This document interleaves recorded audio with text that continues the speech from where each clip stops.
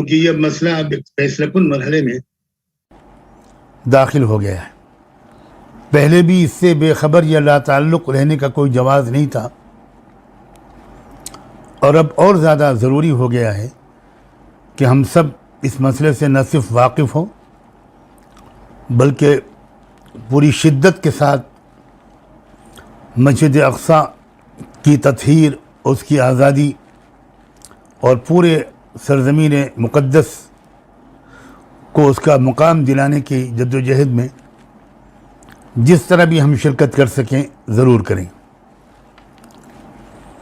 مجھے جو موضوع کا گوشہ دیا گیا ہے وہ ہے اس مسئلے بیت المقدس اور فلسطین کے مسئلے کی جو مذہبی اہمیت ہے، جو اس کو ایک تقدس حاصل ہے، اس پر مجھے کچھ عرض کرنے کو کہا گیا ہے۔ سب سے پہلے قرآن مجید، یہ بہت اہم بات ہے۔ قرآن مجید میں کسی ایک مقام پر بھی سرزمین بیت المقدس کا، ارض فلسطین کا، مسجد اقصی کا تذکرہ دو صفتوں کے لگائے بغیر کہیں نہیں آیا۔ مقدس کہا گیا ہے اس سرزمین کو، اور برکت کی جگہ کہا گیا ہے۔ سورہ اسراء کی پہلی آیت، سبحان الذی اسری بعبدہ لیلا من المسجد الحرام الی المسجد الاقصی الذی بارکنا حولہ، جس میں رحمت دو عالم صلی اللہ علیہ وآلہ وسلم کے سفر اسراء اور معراج کا تذکرہ کرتے ہوئے اللہ نے فرمایا کہ پاک ہے وہ ذات جس نے اپنے بندے کو جو راتوں رات مسجد حرام سے لے کر مسجد اقصی آیا، لیکن مسجد اقصی کے ساتھ اس کی یہ صفت بیان کی گئی الذی بارکنا حولہ، کہ جس کے ارد گرد کی پوری آبادی اور خطے میں ہم نے برکت رکھ دی ہے۔ ہمارے تمام علماء بھی یہی تشریح کرتے ہیں، اور جو خوش نصیب وہاں جا چکے ہیں وہ اپنی چشمدید گواہی دیتے ہیں کہ باوجود اس کے کہ یہ خطہ بہت زمانے سے امن سے محروم ہے، انصاف سے محروم ہے، اور بدترین درجے کی دہشت گردی، ریاستی دہشت گردی اور بین الاقوامی دہشت گردی کا شکار ہے، اس کے باوجود عجیب سرسبزی و شادابی وہاں کی زمین میں ہے۔ پیداوار اتنی زبردست وہاں کی زمین میں ہوتی ہے کہ شاید اس کی نظیر دوسرے ملکوں میں بھی ڈھونڈنا مشکل ہے۔ ابھی چند دن پہلے میری گفتگو ایک ایسے صاحب سے ہو رہی تھی جو آج سے تقریباً 6-7 سال پہلے یا کچھ کم بیش پہلے اپنی فیملی کے ساتھ وہاں گئے تھے، تو وہ بتا رہے تھے کہ ایسی لذیذ سبزی روئے زمین پر کہیں نہیں پیدا ہوتی، ایسے پھل اور اس قدر شاندار قسم کی پیداوار باغات میں ہوتی ہے وہاں کہ شاید دنیا میں کہیں اس کی نظیر نہیں مل سکتی۔ ہمارے قدیم مفسرین نے بھی برکت کے اس پہلو کو بھی بیان کیا ہے اور اپنے مشاہدات بھی بیان کیے ہیں، اور برکت کا تعلق روحانی دنیا سے بھی ہے۔ جو ایمان، جو عظیمت، جو ہمت، جو اخلاق، جو جذبات، مقصد زندگی کے ساتھ جو وفا وہاں کے لوگوں میں ہے، جو بہادری، جو شجاعت، جو حمیت، جو غیرت وہاں کے لوگوں میں ہے، وہ ہزاروں مجاہدوں کے بعد بھی دوسرے علاقے کے ہم جیسے لوگوں میں پیدا شاید نہیں ہو پاتی۔ بہرحال برکت کے لیے کی تشریح میں نے مختصراً ضروری سمجھی۔ سورہ مائدہ آیت نمبر 21، اس میں اللہ تعالیٰ نے موسیٰ علیہ السلام کا ایک خطاب نقل کیا ہے کہ جب وہ اپنی قوم سے کہہ رہے ہیں کہ یا قوم ادخلوا الارض المقدسۃ التی کتب اللہ لکم،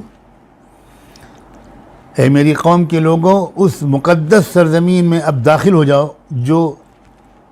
اللہ نے تمہیں تکوینی طور پر نصیب میں لکھ دی ہے۔ یہاں بھی مقدس کے لفظ بولا گیا ہے اس ملک و سرزمین کے تذکرے کے ساتھ۔ سورہ انبیاء کی آیت نمبر 71، جس میں حضرت ابراہیم علیہ السلام اور حضرت لوط کے سفر ہجرت کا واقعہ ہے، جب اللہ تعالیٰ نے ایک بڑے زبردست امتحان سے گزار کر اور آگ کو گل و گلزار بنا کر اور پھر ابراہیم علیہ السلام اور لوط کو نجات دے کر جو سرزمین فلسطین کی طرف ہجرت کا حکم دیا ہے اور ہجرت کا راستہ ان کے لیے ہموار کیا، اس آیت میں اللہ نے فرمایا وَنَجَّيْنَاهُ وَلُوطًا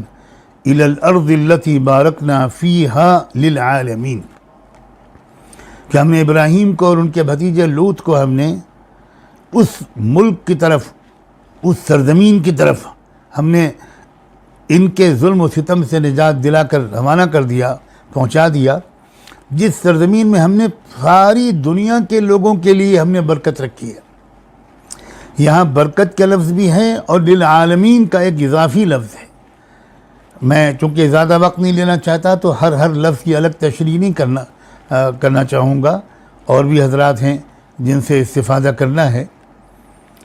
ایک عجیب و غریب لفظ ہے یہ، عالمی طور پر اس خطے کے اندر برکت رکھی گئی ہے۔ اس کا مطلب یہ ہوا کہ ہم کو اس علاقے کی برکت سے استفادہ کرنا چاہیے، اور ہمارا رابطہ اگر اس سے کمزور ہوگا تو ہم اس کی برکتوں سے استفادہ نہیں کر کے اپنے ہی کو محروم کریں گے۔ اس سرزمین سے تعلق، اس سے وابستگی، اس کے ساتھ وفاداری، وہاں کے باشندوں کی مصیبتوں میں ان کے کام آنا وغیرہ وغیرہ، بہت سے راستے ہیں جن سے ہمارے قلب و روح کو بھی وہاں سے ایک روحانی برکت حاصل ہو سکتی ہے۔ سورہ اعراف آیت نمبر 127، اس میں اللہ تعالیٰ نے فرمایا وَأَوْرَثْنَا الْقَوْمَ الَّذِينَ كَانُوا يُسْتَضْعَفُونَ مَشَارِقَ الْأَرْضِ وَمَغَارِبَهَا الَّتِي بَارَكْنَا فِيهَا۔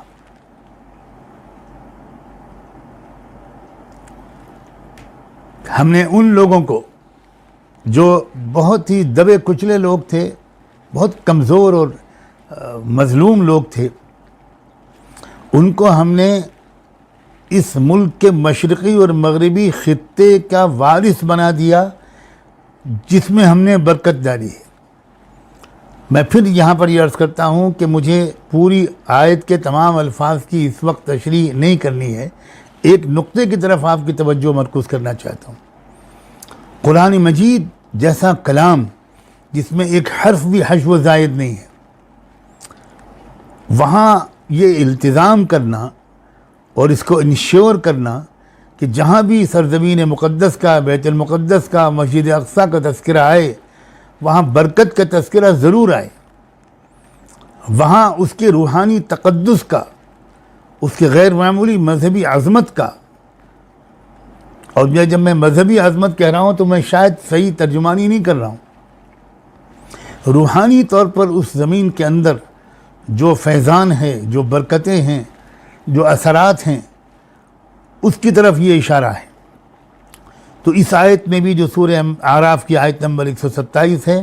اس میں بھی اللہ تعالیٰ نے الارض التی بارکنا فیہا، التی بارکنا فیہا کہنا ضروری سمجھا۔ سورہ انبیاء جس میں اس آیت میں آیت نمبر 81 میں حضرت سلیمان علیہ السلام کو جو غیر معمولی قوت اور طاقت کے مظاہر دیے گئے تھے، ان کا بیان کرتے ہوئے جب اللہ نے یہ ذکر فرمایا کہ ہم نے سلیمان کو، اپنے بندے سلیمان کے لیے ہوا مسخر کر دی، تجری بامرہ الی الارض التی بارکنا فیہا، سلیمان علیہ السلام کو جہاں بھی جانا ہوتا تھا، میں تو ابھی اپنے مفہوم میں کہہ رہا ہوں، جہاں بھی جانا ہوتا تھا، قرآن خاص طور پر یہ کہہ رہا ہے کہ قرآن جب سلیمان کو سرزمین بیت المقدس میں جس میں ہم نے برکت ڈالی ہے جانا ہوتا تھا تو وہ حکم دیتے تھے ہوا کو، اور ہوا ان کو اپنے دوش پر اڑا کر لے جاتی تھی۔ غیر معمولی قسم کی ہوائی سواری تھی جو سلیمان علیہ السلام کے لیے معجزاتی طور پر اللہ نے مسخر کی تھی۔ یہاں بھی جب سرزمین بیت المقدس کا ذکر آیا ہے تو یہاں بھی اللہ نے فرمایا التی بارکنا فیہا۔ زمین کے کسی خطے کے بارے میں قرآن نے یہ التزام کیا ہو اس کے تذکرے کے وقت میں کہ التی بارکنا فیہا کہا ہو، یہ کہیں نہیں ملتا اور مل بھی نہیں سکتا۔ وہ مقام جو سرزمین بیت المقدس کا اور بیت المقدس کا اور مسجد اقصیٰ کا، اس پورے خطے کا جو مقام ہے، اس ہم اور آپ اندازہ کر سکتے ہیں قرآن کے اس انداز بیان سے۔ سورہ سبا میں قوم سبا کو تذکرہ کرتے ہوئے اللہ تعالیٰ نے ارشاد فرمایا، آیت نمبر 18 ہے سورہ سبا کی، کہ وَجَعَلْنَا بَيْنَهُمْ وَبَيْنَ الْقُرَى الَّتِي بَارَكْنَا فِيهَا قُرًى ظَاهِرَةً۔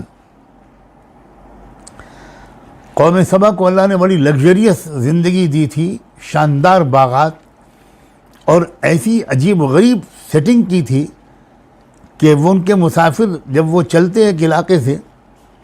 تو صحیح مسافت پر جتنے مسافت طے کرنے کے بعد مسافر کو آرام کی ضرورت ہوتی تھی، کھانے پینے کی ضرورت پڑ سکتی تھی، مسافر کی سواریوں کو کھانے پینے کی اور آرام کی ضرورت پڑ سکتی تھی، اتنے ڈسٹینس پر اللہ نے اپنی زبردست پلاننگ کر کے وہاں پر ان کے لیے ٹھہرنے کا سامان، کھانے پینے کا سامان فراہم کروایا تھا۔ پھر بعد میں قوم سبا نے اس نعمت کی کیسی ناقدری کی اور اس کی ان کو کیا سزا ملی، ایک الگ موضوع ہے۔ لیکن جب ذکر آیا ہے ان بستیوں کا جن بستیوں کے راستے میں کس قسم کی بستیاں ان کو ملی تھیں، تو وہ جو بستی ہے، وہ جو منزل ہے، وہاں بھی اللہ تعالیٰ نے یہی ذکر فرمایا ہے، یہ لفظ لازمی طور پر بولا ہے، وَبَيْنَ الْقُرَى الَّتِي بَارَكْنَا فِيهَا۔ قوم سبا کہاں پر آباد تھی، یمن اور شام کے درمیان کے فاصلے کتنے تھے، وہ ان راستوں سے جب کیوں گزرتے تھے، ان راستوں میں کیا انتظامات تھے، یہ تفصیلات ہیں، آپ تفسیر کی کتابوں میں ان کا مطالعہ کر سکتے ہیں۔ میں تو صرف ایک بار پھر اس کی طرف توجہ دلا رہا ہوں کہ بہت سے مفسرین یہاں بھی وہ ان گاؤں کا، ان بستیوں کا جن کا تذکرہ قرآن نے اس آیت میں کیا ہے، اس سے مراد ملک شام ہی کے گاؤں لیتے ہیں، فلسطین کا علاقہ لیتے ہیں، تو وہ یہ کہتے ہیں کہ یہاں پر بھی التی بارکنا فیہا کہا گیا۔ اور یہ رائے سیدنا عبداللہ ابن عباس کی ہے کہ یہ جو جن بستیوں کا ذکر کیا گیا ہے، ان سے مراد بھی فلسطین کا علاقہ ہے۔ اس سلسلے میں دوسرے حضرات کی دوسری رائے بھی ہے، لیکن میں اس وقت پھر عرض کرتا ہوں کہ کوئی تفصیلی مذاکرہ قرآن کی ان آیات کا علمی طور پر کرنے کے لیے نہیں بیٹھا ہوں۔ یہ قرآن کی آیات کا جائزہ ہوا۔ اب ذرا جلدی رحمت دو عالم صلی اللہ علیہ وآلہ وسلم کے کچھ ارشادات کا، احادیث مبارکہ کا بھی تذکرہ ہو جائے۔ حضرت زید ابن ثابت سے روایت ہے کہ اللہ کے رسول صلی اللہ علیہ وسلم کو انہوں نے خود کہتے ہوئے سنا، یا طوبی للشام، یا طوبی للشام، یا طوبی للشام، مبارک ہو شام کے لیے، مبارک ہو شام کے لیے۔ زہ نصیب، کیا نصیب ہے شام کا۔ تو اس پر صحابہ کرام نے، سننے والے صحابہ نے پوچھا کہ اللہ کے رسول یہ کیا مطلب اس کا؟ تو آپ نے فرمایا، تلک ملائکۃ اللہ باسطوا اجنحتها علی الشام، کہ میں دیکھ رہا ہوں کہ اللہ کے فرشتے اپنے پر پھیلائے ہوئے ہیں سرزمین شام کے لیے۔ یہ فرشتوں کا پیر پھیلانا یہ بہت اشارات رکھتا ہے، روحانی اشارات رکھتا ہے۔ اس کی وجہ سے وہاں کے باشندوں، رہنے والوں کے قلب کی، نفسیات کی جو کیفیت ہوتی ہے وہ غیر معمولی ہوتی ہے اور فطری طور پر ہوتی ہے۔ وہ بہت اعلیٰ استعداد ان کی ایمانی اور روحانی بنتی ہے۔ ہمارے اسلامی تاریخ کے بہت عظیم عالم اور مجاہد عالم عز الدین ابن عبد السلام گزرے ہیں۔ وہ کہا کرتے تھے کہ اس حدیث کا مطلب یہ ہے کہ اللہ تعالیٰ نے فرشتے متعین کر دیے ہیں جو سرزمین فلسطین اور سرزمین شام کی حفاظت کرتے رہتے ہیں، کرتے رہیں گے۔ احادیث سے یہ بھی ثابت ہے، اور یہ صحیح حدیث سے ثابت ہے، کہ مسجد اقصیٰ میں ایک وقت کی نماز پڑھنے کا ثواب 500 نمازوں کے برابر ہے۔ ہمارے محقق علماء نے، علامہ تقی الدین سبکی نے مختلف احادیث کا تقابلی جائزہ لے کر کہا ہے یہ سب سے مضبوط حدیث ہے مسجد اقصیٰ کے اندر پڑھی جانے والی نماز کے ثواب کے بارے میں جو احادیث آئی ہیں ان میں یہ سب سے صحیح حدیث ہے۔ یہاں تک فرمایا اللہ کے رسول نے، میں پوری حدیث نہیں پڑھتا اختصار کی وجہ سے، اتنا حصہ اس کا مفہوم سناتا ہوں کہ اللہ کے رسول نے یہ تک فرما دیا کہ جس کو صرف تھوڑی سی جگہ سرزمین فلسطین میں مل جائے، ایسی جگہ جہاں سے بیت المقدس کو وہ دیکھتا رہے، جہاں اس کی نظر میں رہے بیت المقدس، تو چاہیے کہ ایسی تھوڑی سی زمین حاصل کرے اور وہاں پڑاؤ ڈالے تاکہ صرف دیدار ہوتا رہے مسجد اقصیٰ کا۔ اللہ اکبر کبیرہ، کیا عجیب و غریب مقام ہے مسجد اقصیٰ کا۔ حضرت سلیمان علیہ السلام، حضرت عبداللہ ابن عمر سے روایت ہے اور وہ یہ بیان کرتے ہیں کہ اللہ کے رسول سے انہوں نے خود سنا کہ جب حضرت سلیمان علیہ السلام بیت المقدس کی تعمیر سے فارغ ہوئے تو انہوں نے 3 دعائیں مانگی تھیں کہ اللہ مجھے ایسی حکومت دے دیجئے جو حکومت آپ کے منشا کے مطابق ہو، پوری طرح میری حکومت کا نظام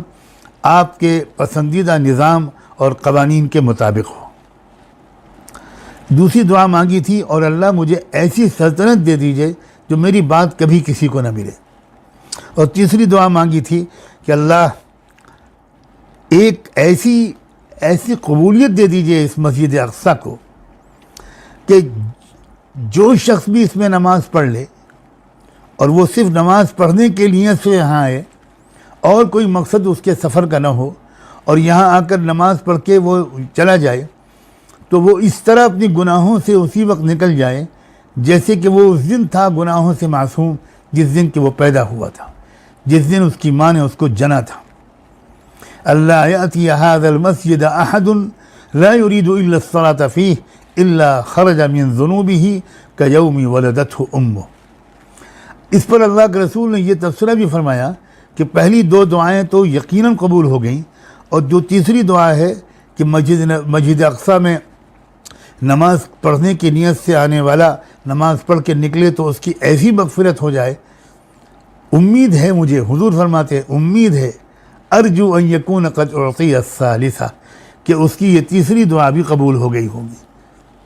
سنن نسائی اور سنن ابن ماجہ کی یہ روایت ہے۔ اسی وجہ سے حضرت عبداللہ ابن عمر رضی اللہ عنہما کا یہ معمول تھا کہ وہ حجاز سے سفر کر کے مسجد نبوی میں آتے، مسجد اقصیٰ میں آتے، اور مسجد اقصیٰ میں آ کر نماز پڑھتے اور فوراً نکل جاتے باہر، ٹھہرتے نہیں تھے زیادہ دیر، پانی تک نہیں پیتے تھے، صرف اس لیے کہ وہ اللہ سے کہہ سکیں کہ اللہ میرے اتنے لمبے سفر کر کے آنے کا مقصد صرف 2 رکعت یا چند رکعت نماز اس مسجد میں پڑھنا تھا اور میں فوراً واپس ہو گیا، اس کا مطلب ہے کہ میرے آنے کا مقصد اور کچھ نہیں تھا، اللہ اس کو قبول کر کے اللہ آپ میرے ساتھ وہ معاملہ کر دیجئے جس کی دعا حضرت سلیمان نے کی تھی۔ اور اس زمانے کے متعلق ایک حدیث بھی آپ حضرات کی خدمت میں پیش کرتا ہوں۔ امام احمد بن حنبل نے اپنی مسند میں ابو الدرداء رضی اللہ عنہ سے اس کو روایت کیا ہے، اور یہ آپ نے فرمایا اس حدیث میں حضور کا ارشاد ہے، الا وان الایمان حین تقع الفتن بالشام، کہ جب دنیا بھر میں فتنے برس رہے ہوں گے اور عجیب کیفیت ہوگی دلوں کی، اس وقت ایمان ملک شام میں ہوگا۔ بڑی زبردست گواہی اللہ کے رسول کی، اور آج پوری دنیا کے سامنے یہ منظر سامنے ہے، واقعی جو کیفیت وہاں کے لوگوں کے دلوں میں ہے، جو جذبہ، جو غیرت، جو حمیت، جو شجاعت، جو قربانی کا جذبہ، جو شوق شہادت، جو آخرت پر یقین، اس کا عشر عشیر بھی میں تو کم سے کم اپنے اندر بالکل نہیں پاتا۔ میں خود وہاں ایک بار حاضر ہوا ہوں، وہ دیکھا ہے وہاں کے لوگوں کے، نوجوانوں کے جذبات، وہاں کے علماء کے اخلاق، وہاں کے تاجروں کے اخلاق، وہاں کے دیہاتی ان پڑھ کسانوں کے اخلاق، اور واقعی اللہ کے رسول آپ نے بالکل سچ فرمایا کہ جب فتنے برس رہے ہوں گے دنیا بھر میں اور فتنوں کے اثر سے دل بہت متاثر ہوں گے، اس وقت ایمان کہاں ہوگا؟ ملک شام میں ہوگا۔ ایک معیاری ایمان ہے وہ جس کو اللہ کے رسول نے ایمانی معیار قرار دیا، اور ہم سب دیکھ رہے ہیں کہ وہاں کے جیالے، وہاں کے نوجوان حماس اور دیگر فصائل جو ہیں تحریک کے، وہ کس قدر قربانیاں دے رہے ہیں، ان کے چہرے کتنے روشن، ان کی پیشانیاں کتنی منور، ان کے دل کتنے مضبوط، ان کے عزائم کتنے بلند، کیا میں الفاظ استعمال کروں. یعنی ایک عجیب احادیث ہیں حضور کی. میں تو کئی احادیث پیش کرنا چاہتا تھا لیکن میں گھڑی دیکھ رہا ہوں، اس لیے میں ایک دو حدیثوں پر اکتفا کر کے آپ سب کے شکریہ ادا کے اجازت لوں گا. یہاں تک حضور نے فرمایا ہے اپنے ایک صحابی حضرت ابو حوالہ ازدی سے آپ کی ایک طویل گفتگو ہوئی ہے مسجد اقصیٰ کے بارے میں، اور عجیب انداز سے ہوئی ہے. حضور صلی اللہ علیہ وسلم نے اپنا ہاتھ ابو حوالہ ازدی کے سر پر رکھا اور ہاتھ سر پر رکھ کر کے جملہ ارشاد فرمایا. اس کا ایک آخری حصہ بیان کر رہا ہوں آپ کی اس حدیث کا کہ جب تم دیکھنا کہ اسلامی خلافت مقدس سرزمین میں سمٹ گئی ہے تو تم یقین کر لینا کہ زلزلوں، آفتوں اور بڑی آزمائشوں کا وقت آ چکا ہے، اور اس دن قیامت لوگوں سے اس سے زیادہ قریب ہو جائے گی جتنا کہ میرا ہاتھ تمہارے سر سے قریب ہے. کیا آج کل کے حالات اس کی مکمل تصدیق نہیں کر رہے؟ واقعہ یہ ہے کہ چھوٹا سا حصہ ہے غزہ، وہاں جو نظام چل رہا ہے اس کو میں تو کم سے کم خلافت اسلامی کہنے کے لیے بالکل تیار ہوں. جو صورتحال ہے، جیسے پاکیزہ لوگ وہاں اس وقت قیادت کی باغ ڈور سنبھالے ہوئے ہیں، آپ یقیناً واقف ہوں گے کہ وہاں کا وزیر اعظم اسماعیل ہنیہ حافظ قرآن ہیں، خود تراویح پڑھاتے ہیں، اور یہاں تک ان کو تراویح آج کل بھی وہ پڑھا رہے ہیں ان حالات میں بھی. اور کبھی کبھی ان کو یہ کرنا پڑتا ہے کہ ہر 4 رکعت کے بعد وہ دوسرے کمرے میں جا کر اور میدانی حالات معلوم کرتے ہیں، اور مجمع انتظار کرتا ہے ان کے پیچھے پڑھنے والے نوجوانوں کا، اور پھر وہ آتے ہیں اور نئے تاثر کے ساتھ دعا کراتے ہیں، پھر اگلی نماز 4 رکعت نماز پڑھانے کے لیے کھڑے ہوتے ہیں. کیسے محبت بھرا سلام اللہ ہم سب کا ان عظیم مومن لوگوں تک، ان مثالی اہل ایمان تک پہنچا دے. حضرت موسیٰ علیہ السلام دعا مانگا کرتے تھے کہ اللہ موت کے وقت ایسا کر دیجیے گا کہ مجھے سرزمین مقدس سے قریب کر دیجیے گا. بعض روایات کے الفاظ یہ بتاتے ہیں کہ یہ دعا انہوں نے اپنے انتقال کے وقت کی تھی کہ اللہ مجھے اس سرزمین سے قریب کر دیجیے. یہ صحیح بخاری کی روایت ہے. عجیب و غریب فضائل ہیں اس زمین کے. 70 کے قریب کتابیں علماء نے لکھی ہیں صرف بیت المقدس کے قرآن و حدیث میں بیان کردہ فضائل کا مجموعہ مرتب کرنے کے لیے 70 سے اوپر کتابیں لکھی گئیں. اور آخر میں ایک حدیث اور یاد دلاتا ہوں کہ جس میں آپ نے ارشاد فرمایا تھا کہ میری امت میں ایک جماعت ہمیشہ حق پر رہے گی، اپنے مخالفین پر ہمیشہ غالب اور منصور رہے گی. اللہ اکبر، کیسی حوصلہ افزا خوشخبری ہے. وہ ہمیشہ غالب اور منصور ہوگی، اور ان کی حیثیت ایسی ہوگی کہ جیسے کھانے والوں کے درمیان ایک برتن، ساری دنیا ان پر ٹوٹ پڑے گی. یہاں تک کہ اللہ کا قطعی فیصلہ اس حال میں بروئے کار آئے گا کہ وہ اسی حال میں ہوں گے. یعنی وہ دشمنوں کے درمیان گھرے ہوئے ہوں گے، اسی کیفیت کے درمیان اللہ کی طرف سے فتح کا مژدہ سنایا جائے گا. نوید فتح آئے گی اور فتح ملے گی. صحابہ نے پوچھا کہ ایسے خوش نصیب لوگ جن کے بارے میں آپ فرما رہے ہیں کہ ہمیشہ میری امت میں ایک ایسا گروہ رہے گا، وہ کہاں ہوں گے؟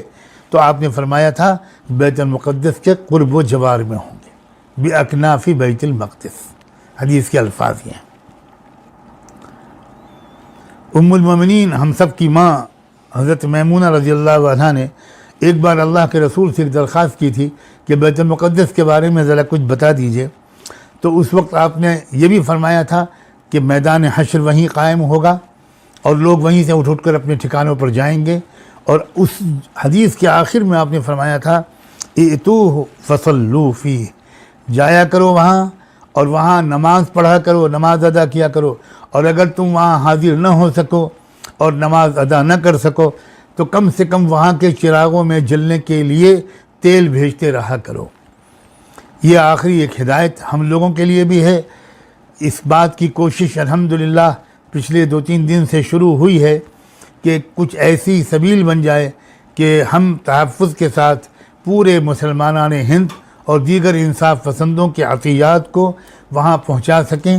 یہ ہمارا فرض ہے، اللہ کے رسول کا حکم ہے، اور یہ ادنا درجے کی خدمت ہے اور اس محبت کا تقاضا ہے جو ہم سب کو وہاں سے ہونی چاہیے۔ میں آپ سب سے دستبستہ دعا کی درخواست کرتا ہوں کہ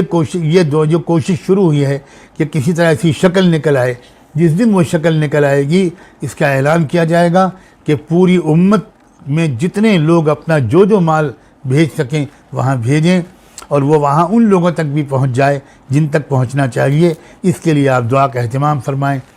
بس آخر میں ایک بار پھر آپ سب کا بےحد شکر گزار ہوں کہ آپ نے مجھے یہ سعادت اور عزت بخشی، جزاکم اللہ، اور آپ سب کی دعاؤں کا طالب بھی ہوں۔ السلام علیکم ورحمۃ اللہ۔